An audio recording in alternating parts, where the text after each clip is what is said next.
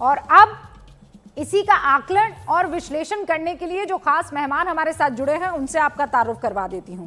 सबसे पहले तो लेखक और आजकल राजनीतिक विश्लेषण में बहुत दिलचस्पी ले रहे चेतन भगत हमारे साथ जुड़ चुके हैं। वेलकम चेतन। हमारे साथ वरिष्ठ पत्रकार शशि शेखर साहब जुड़ चुके हैं। शशि जी, आपका भी बहुत बहुत शुक्रिया। और अपना दल की अनुप्रिया पटेल अब से कुछ ही देर में हमारे साथ जुड़ रही हैं। नीरज मेरे सहयोगी लगातार इन चुनावों को कवर कर रहे थे। उत्तर प्रदेश में हर एक मंत्री, हर एक नेता, हर एक पॉलिटिकल पार्टी के बाशिंदे से जो हैं वो इस बात को समझने की कोशिश कर रहे थे, वो भी स्क्रीन पर आपको दिखाई दे रहे हैं। शुरुआत शशि जी आपसे करना चाहूंगी। एग्जिट पोल को लेकर खूब चर्चा हुई कि ये एग्जिट पोल जो है बहुतों को एग्जिट कर देंगे। आज नतीजे आ चुके हैं। 5 बड़ी बातें मैं बता चुकी हूं। अब शशि साहब, आप वो 5 और महत्वपूर्ण बातें बता दीजिए जो अब से 2024 तक जो है हमें ध्यान में रखनी चाहिए। देखिए, आज के चुनाव को देखिए तो 2024 का खाका बहुत कुछ साफ हो जाता है। जिन स्टेट्स में चुनाव थे वो स्टेट्स कैसे थे। गोवा जहां ईसाई हैं बड़ी संख्या में, वहां पर बहुमत के आंकड़े के करीब पहुंच गए। कुल 1 सीट रह गई, यानी 50% सीटें बीजेपी ने जीत ली। मणिपुर देखिए, मणिपुर में डाइवर्स सोसाइटी है पूरे तरीके से, कबीले हैं, क्रिश्चियंस भी हैं वहां पर। और इन दोनों स्टेट्स की खूबी ये थी कि पिछली बार ये यहाँ से जीते नहीं थे। पिछली बार भाजपा दूसरी पार्टी थी, लेकिन कांग्रेस की अपनी काहली की वजह से उन्होंने सरकार बना ली थी।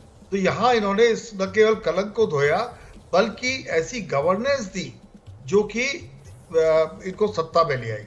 उत्तर प्रदेश में दोबारा आना, इस पर बहुत कुछ आप लोग बोल चुके हैं, मैं उसको रिपीट नहीं करूंगा। उत्तराखंड एक और चमत्कार है, वहां भी अपनी डाइवर्सिटीज है, वहां के सामाजिक अंतर्विरोध बहुत ज्यादा हैं और छोटी स्टेट होने की वजह से वहां के मुख्यमंत्री शहीद होते रहे हैं।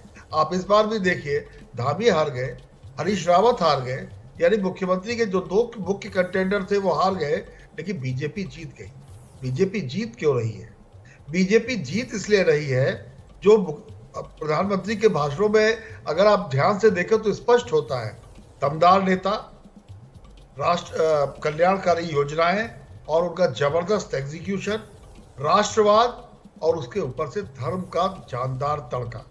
लेकिन मुझे ऐसा लगता है रूबिका, इतने चुनावों में जाति, कबीले, स्थान, भाषाओं, इन सब को लांघने के बाद अब समय आ गया है जब नरेंद्र मोदी इस बात का चिंतन करें कि देश की जो सबसे बड़े अल्पसंख्यक हैं उनको अपने से कैसा जोड़ा जाए।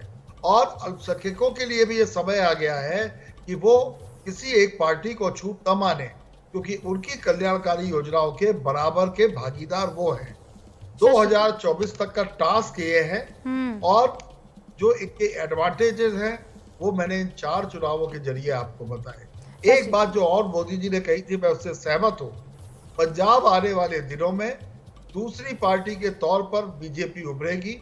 और अगर आप बीजेपी का एडवांटेज देखिए, ममता बनर्जी कांग्रेस और कम्युनिस्टों को साफ करके उन्होंने बीजेपी के लिए दूसरा रास्ता छोड़ दिया। नीतीश कुमार उनके सहयोगी हैं। अरविंद केजरीवाल, आज सारी पार्टियां साफ हो गई, लेकिन दिल्ली में लोकसभा का चुनाव होता है तो मोदी जीतते हैं, विधानसभा का चुनाव होता है तो अरविंद केजरीवाल जीतते हैं। पंजाब में ये कहानी दोहराई जाने वाली है।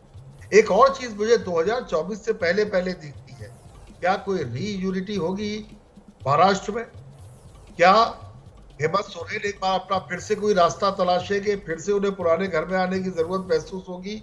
ये 2 सवाल भी ऐसे हैं जो कि आने वाले दिनों में असर डालेंगे। शशि जी, सारी बातें आपने कह दी है और सबसे महत्वपूर्ण बात जो मेरे भी दिल को छूती है वो ये है कि आपने अब सब करके दिखा दिया है। अब अल्पसंख्यकों को ये समझ लेना चाहिए कि वो हराने वाली जो उनके दिल में एक नीति बैठी हुई है उसको वो बाहर कर दें, और सरकार को अब ये सोचना चाहिए कि कैसे ये सबसे बड़े अल्पसंख्यक और उनके बीच में जो खाई है उसको खत्म कर दी जाए।